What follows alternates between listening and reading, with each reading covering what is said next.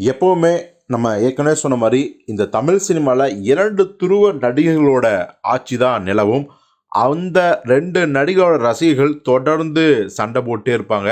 இப்போ வந்து பார்த்தீங்கன்னா, அதோட உச்சமா சினிமாவுக்கே ஒரு பெரிய அழிவு இருக்கோ! அப்படின்னு நெனைக்கிற அளவுக்கு அவங்களோட சண்டை இருக்கும். உதாரணத்துக்கு இப்போ விஜய் மற்றும் அஜித். இவங்க 2 பேர் படங்கள்லாம் ரிலீஸ் ஆகும்போது பார்த்தீங்கன்னா, பயங்கரமான ட்ரோல்ஸ், நெகட்டிவ் ரிவ்யூஸ்லாம் வந்துட்டுருக்கும். இப்போ உதாரணத்துக்கு சொல்லணும்னா, இப்ப விஜய் படம் ரிலீஸ் ஆச்சு அப்படின்னா, ஒரு பக்கம் வந்து ரஜினி ரசிகர்களும், அஜித் ரசிகர்களும் அந்த படம் ஓடக்கூடாதுன்னு பொய்யா பல விஷயங்கள பரப்பிவிடுவாங்க. படம் நல்லா இல்ல, அப்படி இப்படின்னு.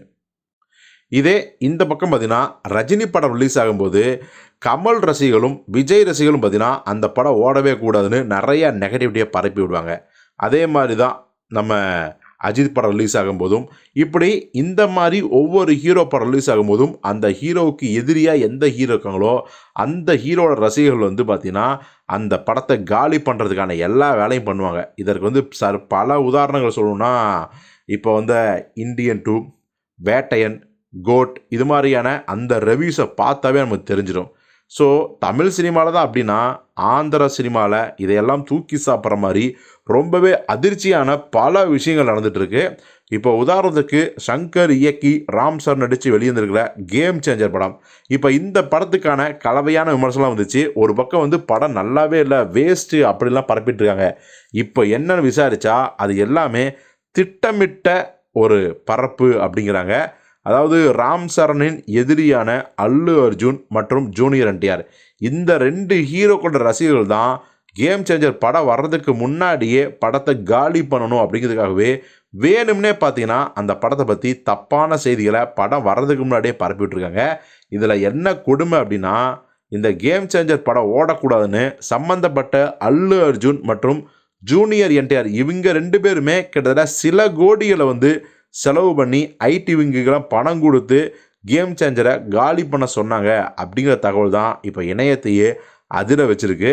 உண்மையாலுமே அந்த 2 பேரும் அப்படி பண்ணியிருந்தாங்க அப்படின்னா, நிச்சயமா அவங்க தலையில அவங்களே மண்ண வாரி போட்டிருக்க மாரி தான். ஏன்னா கமல் அவர்கள் ஒரு மேடையில சொன்னாரு, அதாவது என் படம் மட்டும் ஓடணும். மத்த ஹீரோ படம் எதுவும் ஓடக்கூடாதுன்னு நெனச்சீங்கன்னா, உங்க படமும் நாளைக்கு ஓடப் போறதில்ல. ஏன்னா 4 கெட்ட படத்த பார்த்து நொந்து நூலான ஆடியன்ஸ் வந்து, உங்க படம் நல்ல படம் தெரிஞ்சா கூட நம்பிக்கை இல்லாம வரமாட்டான்.